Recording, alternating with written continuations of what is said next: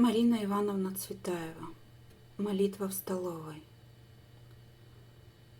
Самовар, отшумевший, заглох. Погружается дом во тьму.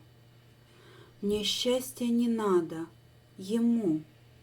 Отдай мое счастье, Бог. Зимний сумрак касается роз на обоях и ярких углей.